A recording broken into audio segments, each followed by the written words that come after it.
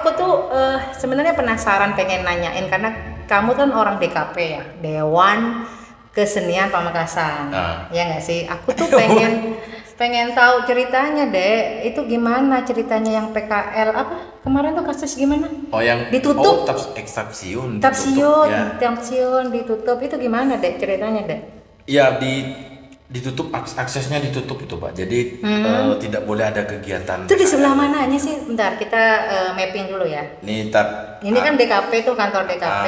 Terus yang ditutup itu mananya? Yes, masuk ke sana. Kawasan DKP-nya. Iya, kawasan DKP itu yang ditutup. Jadi kita nggak boleh ke sana. Iya, nggak boleh ada kegiatan di sana. Kan itu di samping DKP itu ada warung-warung kopi. Justru warung-warung kopi itu yang di depan itu loh, Pak. Warung kopi yang di sebelah barat yang hadap ke timur. Yang hadap ke timur? Ya, itu yang ditutup. Justru laporan atau anggaplah sumber nih katanya. Sumber karena di warung-warung di situ, kenapa Tapsiun akhirnya ditutup? Oh, kalau yang warung yang ada rumahnya itu yang di samping itu? Enggak. Oh, enggak. Cuman tidak boleh beroperasi.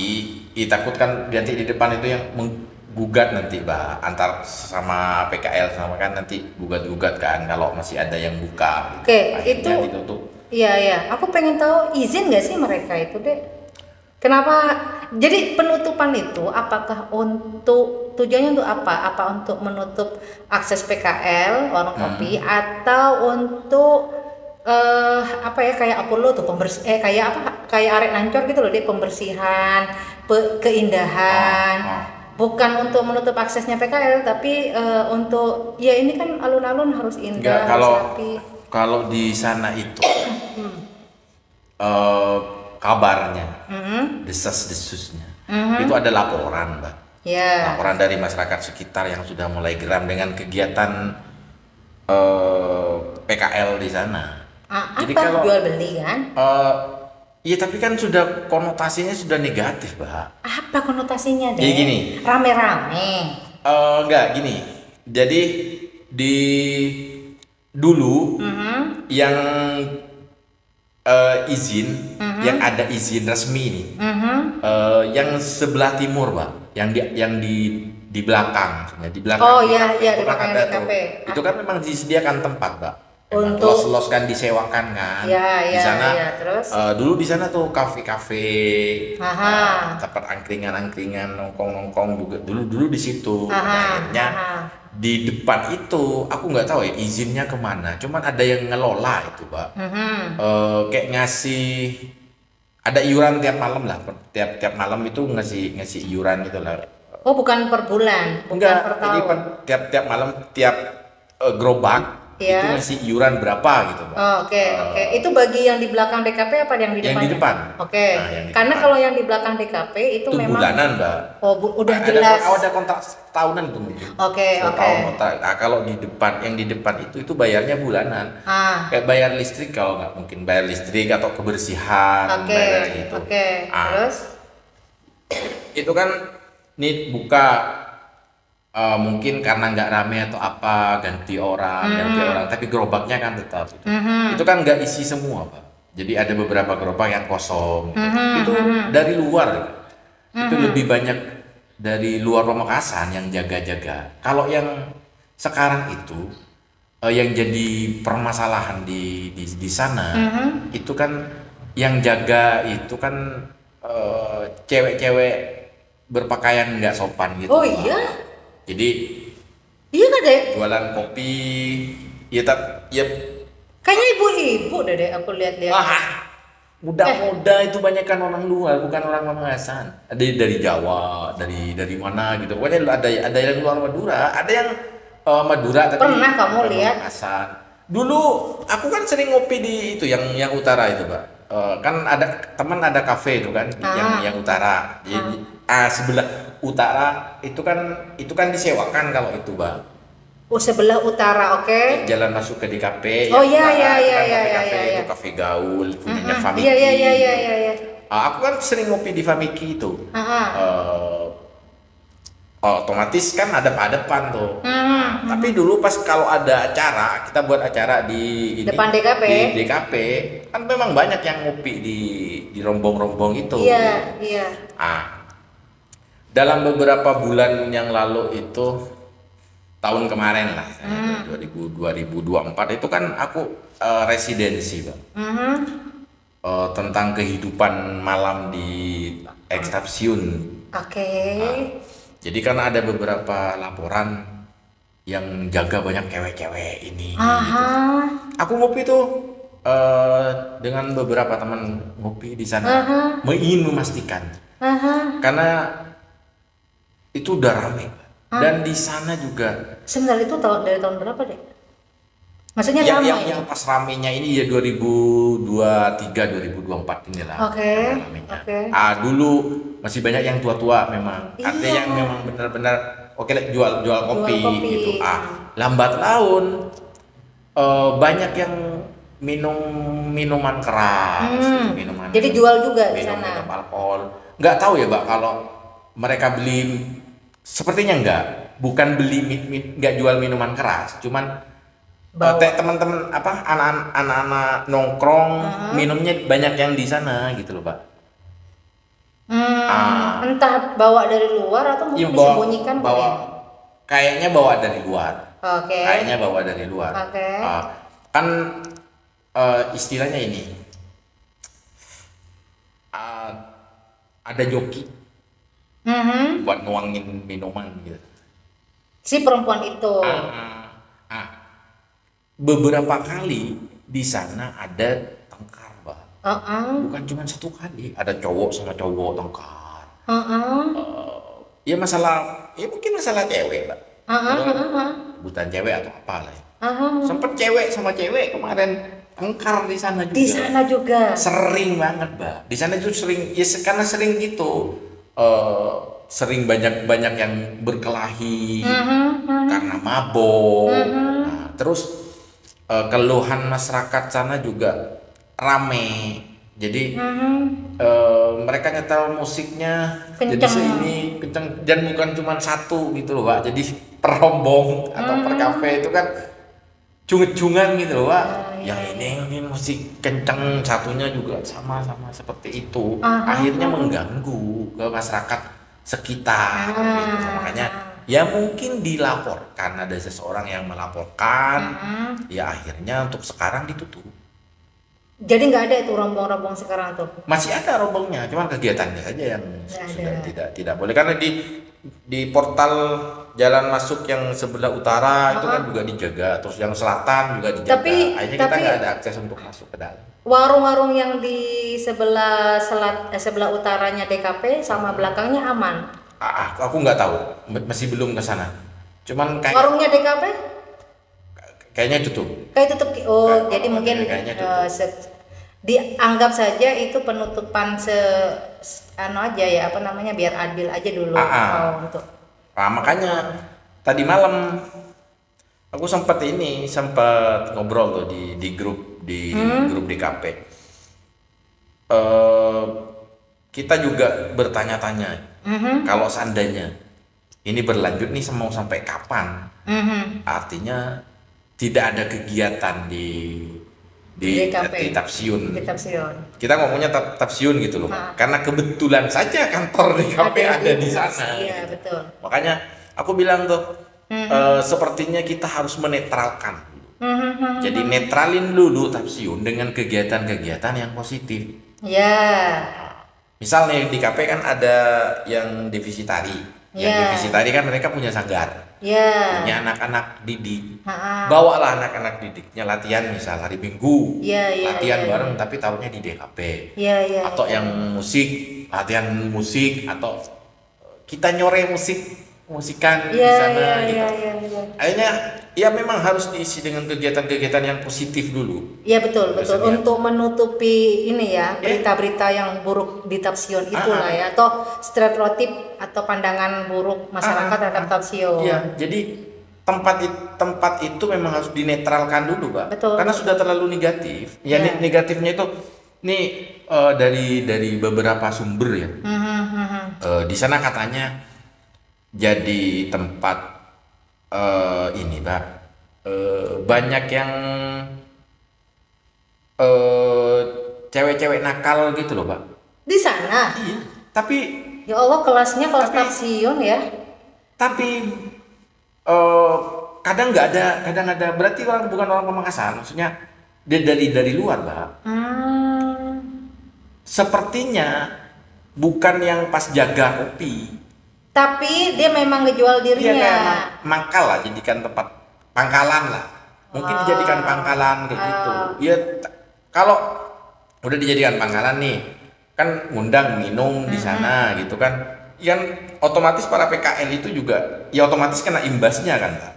Aku nggak bilang nggak mau bilang kalau tempat apa yang punya warung seperti itu sepertinya tidak. Oh, jadi bisa jadi karena Jadi tempat mangkal. pangkal, jadi dijadikan tempat pangkalan gitu loh, karena memang kan banyak anak-anak muda yang kumpul-kumpul di sana. Iya, dan aku tuh baru dapat info deh dari temanku bahwa Pamekasan itu adalah tempat LC paling banyak di Madura, se-Madura. Jadi memang, dan LC itu kan semuanya nggak dari Pamekasan, nggak dari Madura, tapi dari luar Madura. Yes, mayoritas lah deh. Aku kan nanya LC itu apa, kata saya gitu kan itu ladies company ya, Iya, apa yang pemandu karaoke. pemandu karaoke gitu kan ya.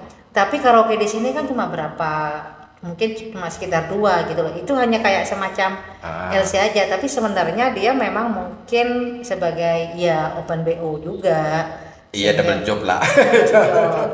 Ya, jadi mungkin nongkrong, mungkin karena sini di Pamekasan ini tempat karaoke-nya nggak begitu banyak, mungkin hanya 2 ya. Ada Yang yang besar mungkin yang terlihat. yang dibuka untuk umum mungkin ada 2 atau 3 gitu. Cuman kan ada beberapa yang memang tidak terbuka untuk umum. ya, Artinya yang nggak untuk kelihatan lah ya. kesana harus akses khusus misalnya. Tapi sebenarnya deh, saya nggak tahu ya, tapi karena saya punya dasar ya tentang katarsis itu loh. Kita itu Pamekasan ini sebagai kritik aja ya. Pamekasan tuh sebenarnya kurang tempat untuk liburan dan hiburan. Iya betul. Lah sehingga orang-orang itu sembunyi-sembunyi atau bahkan lari ke Surabaya. Lah kan kita itu semua, setiap manusia itu punya katarsis deh. Katarsis itu adalah netralisir emosi. Ya, kayak misalnya kamu punya pekerjaan yang begitu berat selama 1 minggu ya, sehingga untuk menetralisir emosi mental itu butuh sesuatu kayak misalnya DKP ya. DKP ini udah buruk lah, untuk ini kan kata kamu bahasanya menetralisir dengan kegiatan-kegiatan positif. Iya, Nah, menetralkan itu gitu. istilahnya tuh kalau dalam psikologi disebutnya katarsis. Jadi kalau kayak misalnya saya kerja nih, ya katarsisku, hiburanku, check out Jalan-jalan. Shopee. Oke. Nah, aku mau ini males kan mau keluar deh, kecuali kalau jauh gitu. Check out deh, pokoknya aku budgetnya sampai 500, tapi beli sesuatu yang nggak penting. Nggak penting dan nggak butuh, tapi itu katarsisku. Katarsis gitu. Nah, setelah itu kadang saya kasih orang, itu katarsis gitu loh. Dan di Pamekasan itu nggak ada tempat hiburan dan liburan. Karena dianggapnya sesuatu yang buruk. Negatif. Coba seandainya bukalah tempat hiburan dan liburan yang memang positif ya. Entah itu misalnya oke lah ada kolam renang untuk anak-anak, ya untuk dewasa deh, karena kalau anak-anak kan stres belajar masih ya nggak sih. Kalau orang dewasa itu kan tingkat stresnya luar biasa Stres yang berbeda, banget. Kadang gini. Makanya kan banyak perselingkuhan ya. Jadi aku tuh nganggap selingkuh itu nggak salah. Selingkuh itu cuma bodoh aja Iya, kan. bego. Kenapa? Karena dia tidak mampu mengontrol atau menghandle katarsisnya. Kalau seandainya dia pinter mengontrol katarsisnya, mesti larinya ke olahraga, mesti larinya ngobo ajem, atau mancing. itu katarsis itu. Jadi kita itu dipaksa sama pemerintah gitu ya, sama Pamekasan untuk mencari sendiri katarsis kita. Ya, itu. Lah sehingga kalau kita tidak ngerti mau lari kemana, itu kan bisa bahaya. Makanya banyak orang yang melakukan perselingkuhan. Itu sebenarnya kan nggak ada ceritanya selingkuh laki-laki senang sama perempuan selingkuh, nggak ada. Dia cuma katarsis iseng. udah itu selesai udah lah. Masalahnya kalau sudah ada rasa itu kan baru masalah. Lah yang perempuan biasanya oh ya udah check out atau enggak kita ngobrol nangis karena kan perempuan tuh mudah mengekspresikan emosinya deh. Jadi stres nangis, stres cerita, stres nyanyi-nyanyi. Selesai. Laki-laki tuh nggak punya kemampuan itu. Dia itu sendiri bingung antara bahagia sama sedih, laki-laki tuh bingung. Gimana caranya? Biasanya gini, Mbak, laki-laki nih. Stresnya laki-laki, apalagi yang udah punya keluarga nih kayak aku misal. Kita mati-matian cari uang. Dan kita dengan mudahnya menghabiskan uang itu untuk katarsis yang seperti itu gitu. Dia pergi ke tempat karaoke, misalnya sewa LC gitu. Iya, memang ngabisin uang banyak gitu, Pak. Lah itu makanya kalau padahal carinya mati-matian tuh. Jadi kalau saya menilai orang itu deh, pinter nggak pinternya orang bukan dilihat dari tingkat pendidikannya, tapi dilihat bagaimana dia menghandle katarsisnya. Kalau katarsisnya ini walaupun mau S3 ya deh, anggaplah orang pinter gitu ya. Terus dia ternyata katarsisnya nggak bisa kehandle hanya gara-gara nafsunya.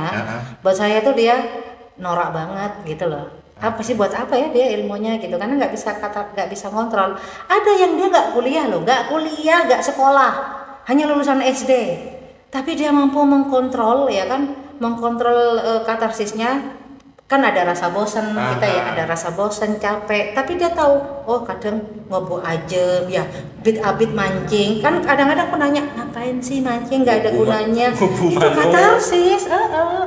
Ngobrol mano, terus mandiin apa gitu, mandiin hewan. Kadang-kadang dia itu ke gunung ya nggak sih. Kan buat saya tuh ngapain ngabisin duit, ngabisin waktu, tapi itu katarsis. Aku sekarang ke motor.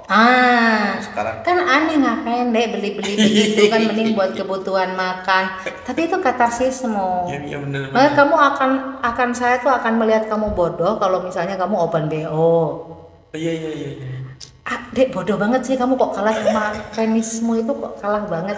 Seharusnya kamu yang mengontrol nafsu kamu, bukan nafsu kamu yang mengontrol kamu. Tapi kadang kan bukan ini, Mbak, bukan sesuatu. Oke, misal hilaf gitu, ada yang bilang hilaf itu enggak sih sebetulnya, kayak memang mau aja. Hilaf sekali tidak apa-apa, tapi kalau dua kali itu goblok sudah. Ada hilaf sih, memang mau aja. Lah makanya kita kembali ke yang tapsiun ya. Saya rasa masyarakat ini solusinya ya deh buat saya ya.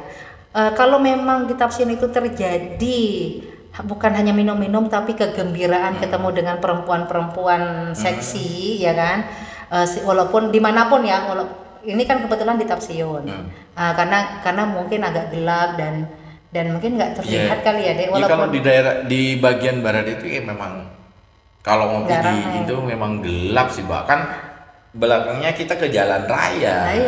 Dan penerangannya juga nggak ada. Dulu ada terang di sana dulu. Terus nggak tahu lampunya pada mati. Jadi akhirnya gelap tuh. Kataku, sayang aku pernah nonton film Cinderella, tapi Cinderella versi realnya ya, bukan yang ada sulap-sulapnya, ada magic-magicnya. Dia bilang gini, jadi Cinderellanya itu suka baca buku.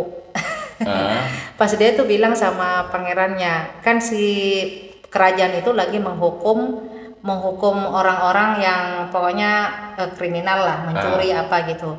Nah, kebetulan bapaknya itu difitnah mencuri, padahal dia cuma ngapain gitu di kebunnya orang gitu. Terus dia ngebebasin kan sama rajanya, dia bilang gini, jangan nyalahin kriminal, dia berbuat begitu kan karena negaranya nggak bisa menyediakan. Gitu loh. Itu dia mengutip bukunya apa aku lupa. Yang main tuh Drew Barrymore. Jadi aku lihat gini, kalau memang nih pemerintah ya, ini kan kalau bahasanya Giddens, karena aku belajar teori sosial tentang perubahan sosial ya deh. Katanya Giddens tuh setiap apapun yang terjadi tuh pasti sifatnya dualitas. Kalau masyarakatnya itu semuanya jadi pencuri, itu pasti pemerintahnya yang entah ngasih contoh, entah tidak menyediakan, gitu loh. Jadi tidak semerta-merta itu karena perilakunya orangnya, gitu loh. Tapi juga ada andil pemerintah. Ya makanya kan ini, Mbak. Dan masyarakat. Untuk yang di Tapsiun, misalkan itu kan kemarin demo PKL-PKL-nya kan demo tuh. Pemerintah kalau ingin menutup, artinya menetralkan di sana di stasiun tidak boleh ada kegiatan PKL ya setidaknya pemerintah juga menyediakan tempat untuk mereka berjualan gitu yang lebih layak, yang lebih enak dihuni itu. Masalahnya Mbak, ada beberapa titik food koloni yang dibangun di sini. Ini ex rumah sakit lama misalnya, harus sudah dibuat, tapi dari beberapa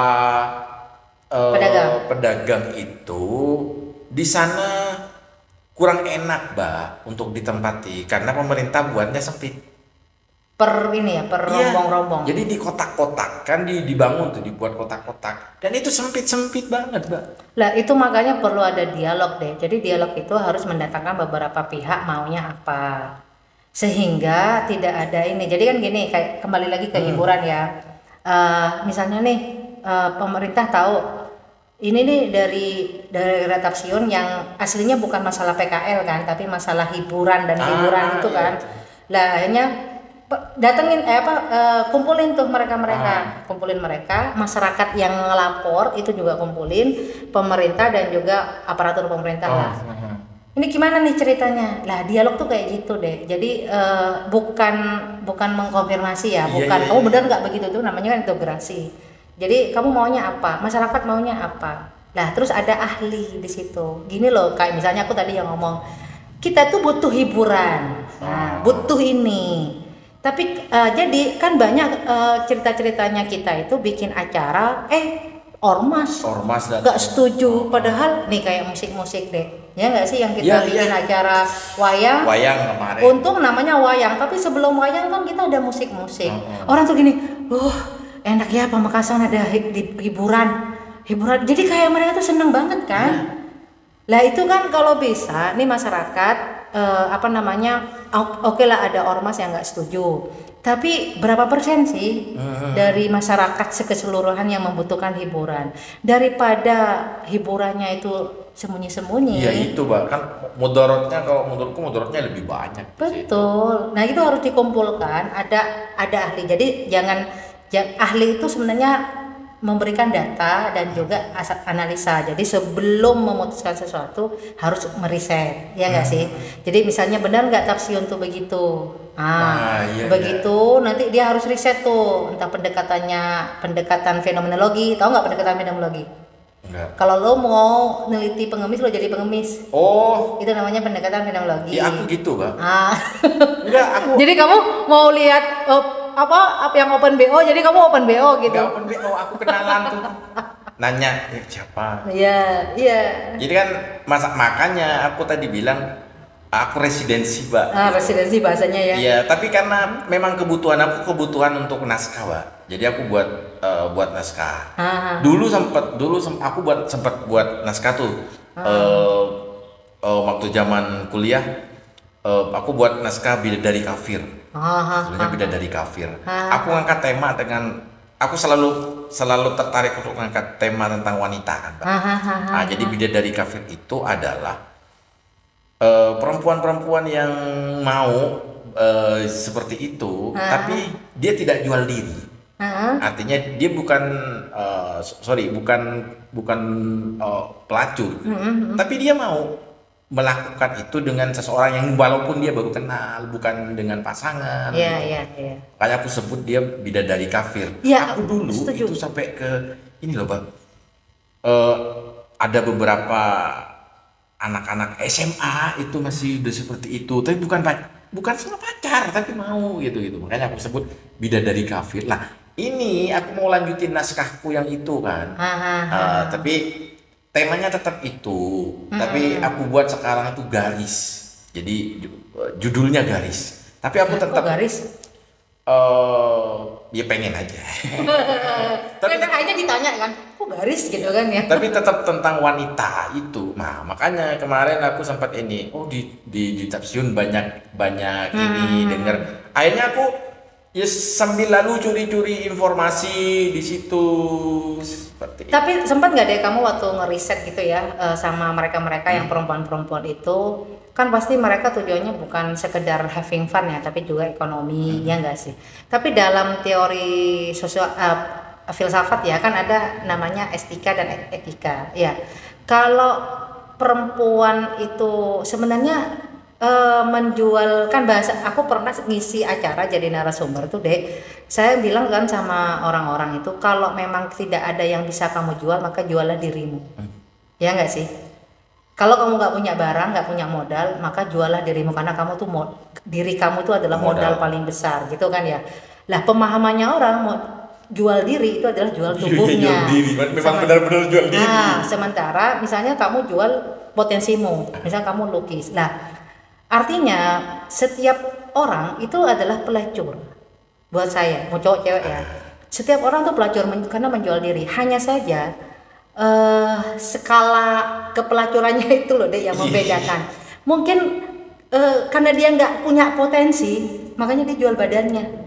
Bisa. Jadi kalau mau lihat kualitas seseorang, ya lihat apa yang dia jual.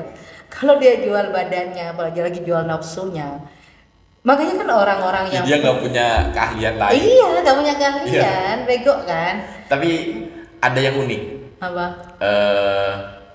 Mereka para pekerja itu, mereka nggak mau melayani seseorang yang sudah mereka kenal.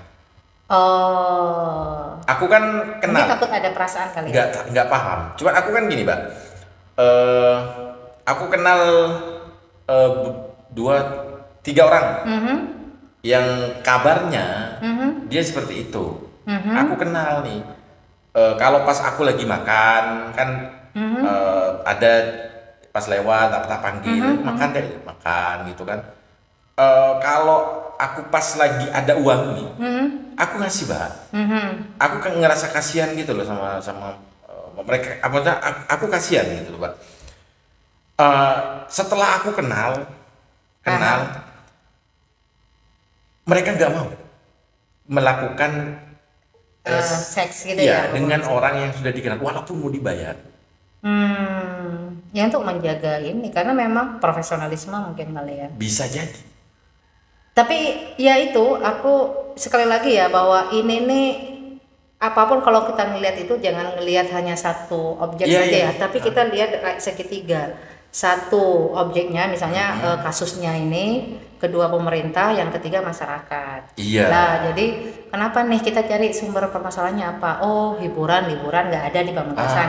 Kemana sih Dek? Ayo hiburan kemana? Dulu aku tuh suka ke Surabaya karena mau nonton bioskop, sekarang udah ada bioskop ya kan. Apa ya hiburan kayak mau kelabing misalnya, kita mau diskotik, aku kalau di Surabaya nggak pernah deh. Tapi di Jakarta karena karaoke banyak, di tempat diskusi banyak, jadi diskotik itu karena ada kerjaan waktu itu, jadi ya tersalurkan dan ada rule-nya juga. Kalau di sini kan paling yang ini ke Surabaya. Nah iya. Karena kan Surabaya memang. Betul. Kan kalau karaoke mungkin dibuat terbuka gitu kan enak Pak. Di kafe-kafe ada tempat karaoke-nya. Aku dulu pas di Malaysia gitu. Jadi ada di Malaysia tuh ada kafe yang ada nyediain tempat karaoke umum gitu loh Pak. Jadi kita bayar berapa, RM1 atau berapa gitu per lagu gitu. Betul. Kan bisa di sini tuh. Jadi kalau mau karaoke kebayar 2.000 atau 3.000. Kan udah gitu positif kan. tuh. Kadang-kadang dari masyarakatnya yang nggak mau. Iya itu. Ya nggak sih. Wah ini akan berdampak negatif. Sebentar, berdampak negatif yang mana? Makanya kan harus ada dialog deh. Nah, masalahnya Mbak di sini di Pamekasan ini kalau ada cewek yang nyanyi itu mereka pas nganggapnya negatif semua. Padahal kan cuma nyanyi. Iya, nggak ada. Kayaknya kita itu kayak ketakutan deh. Iya itu. Ketakutan untuk salah, ketakutan untuk dosa, ketakutan untuk apa? Makanya sempat acara ini Mbak, acara musik kemarin yang ada acara KPU kalau nggak salah, ada acara yang yang undang itu ya. Itu. Padahal dia pakaiannya rapi, ini kan berhijab, ini kan tetap nggak bisa. Ya ormasnya ini, makanya kan harus duduk bareng, dialog bareng. Kita sempat ini loh Mbak, sempat melayangkan surat itu untuk ayo kita duduk bareng. Dialog. Yang kita kan cuma pengen tahu tuh kenapa tidak diperbolehkan, kenapa. Aku pernah ngundang nggak datang-datang deh. Lah ya itu, kita ngundang sudah 2 kali mereka nggak datang. Iya kan, berarti kan karena dia aja nggak mau. Loh, tapi pemerintahnya kenapa takut? Lah pemerintahnya ini harus tegas nih, mumpung sekarang pemerintahan baru ada Pak Bupati Keholil sama Pak Sukri, harus berani, berani untuk menjadi penengah, menjadi mediator. Ya apa-apa kita dialog lah kan gitu. Iya, jangan berpihak kemanapun. Oke, maunya gimana nih masyarakat, ya kan? Terus ada kasus begini, ormas, semua ulama dan juga ahli diundang untuk memahami ini. Jangan pas asal tutup-tutup, udah itu kita ngapain nih? Kayak gitu-gitu loh.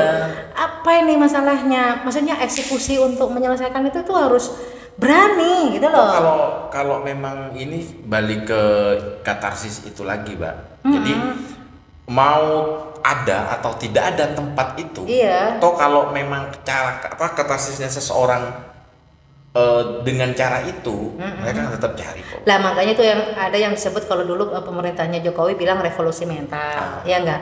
Loh, sebenarnya deh liburan-hiburan itu kadang tidak perlu. Kalau kita bilang liburan-hiburan itu misalnya berupa karaoke ya atau ajib-ajib gitu ya, itu tidak perlu kalau kita tahu cara menghibur kita dengan positif. Lah makanya bagaimana kita tahu ya, literasi kita harus diperbaiki. Bukan hanya di sekolah ya Dek, tapi pemerintah menyediakan sarana yang berkaitan dengan hobi-hobi yang berkaitan dengan olahraga, makanya menyediakan tenis lah, bulu tangkis lah, atau banyakin lah lomba-lomba tentang olahraga, sehingga orang itu ke sana. Terus musik deh, sekarang kan banyak anak muda itu pengen belajar musik dan pengen tahu gitar, siapin sarananya. Di Pamekasan kayaknya udah lama memang nggak ada ini, Mbak. Iya, festival kayak gitu. Festival band itu memang udah lama nggak ada. Kalau aku masih SMA itu padahal itu sering banget tuh, Mbak, festival band. Festival musik. Sekarang udah nggak ada kayaknya. Artinya kalau kamu kepengen pemerintahannya berhasil, bikin masyarakatmu bahagia. Ya. Itu kalau udah bahagia ya, bahagia itu dalam arti penyaluran tempat sampahnya, pengeluaran itu sudah positif. Wah, siapa yang nggak bosan dan stres? Semua orang begitu. Tapi kalau sudah dia menyediakan tempat sampah itu ya. Nih kalau kamu stres nih gini nih. Ini, olahraga ada. Ternyata dia malas gitu, malah ada lombanya nih. Kalau dapat ini, kalau bisa ini dapat ini, ada festivalnya, kita jadi berlomba-lomba. Jadi pikiran kita itu sibuk mikirin, wah kita komunitas nih mau bikin ajang ini, bersaing dengan ini, dengan kan bersaing sehat tuh kayak gitu. Ada lomba ini, sehingga tuh yang mau ngurusin urusan nafsu, pikiran-pikiran yang negatif itu jadi dia tidak punya kesempatan untuk masuk gitu loh, Mbak. Iya. Pengen ini itu nggak bisa karena kita sudah sibuk dengan kegiatan-kegiatan yang positif. Itu yang namanya produktif. Cuman kan kita butuh sarana. Betul. Itu tadi. Betul. Lah itu ini PR buat pemerintah. Iya. Saya akan merekomendasikan podcast ini buat pemerintah Pamekasan. Iya. Oke, terima kasih Ros untuk sharingnya. Dan kita menunggu undangan dari Pak Bupati dan Bupati untuk sharing bareng. Semoga kita bisa ngobrol bareng. Bisa ngobrol nih gimana nih kasusnya. Bukan ini mungkin yang tafsir itu adalah awal menjadi awal dari bagaimana Pamekasan akan lebih baik lagi. Gitu. Jadi nanti semoga video ini bisa sampai. Aku kirim ke Pak Sukri sama Pak Holil ya. Kita bisa ngobrol lah. Betul. Kita datangkan ahli, betul. Jadi masyarakat dari PKL juga. Jangan lupa Pamekasan tuh banyak doktornya, Pak Keholil, Pak Sukri. Ayo berbagi. Jangan hanya ormas tertentu yang didengarkan. Jangan hanya masyarakat tertentu yang didengarkan. Ayo kumpul bareng, duduk bareng. Sarasehan ya. Kalau memang Bapak Bupati dan Pak Wakil tidak punya waktu untuk membuat sarasehan itu, kami siap. Kita buat. Kami siap. Ayo kita kumpul bareng demi Pamekasan yang lebih baik. Gitu ya. Iya. Terima kasih Ros. Sama-sama Mbak Novi. Dan selamat sore. Dadah.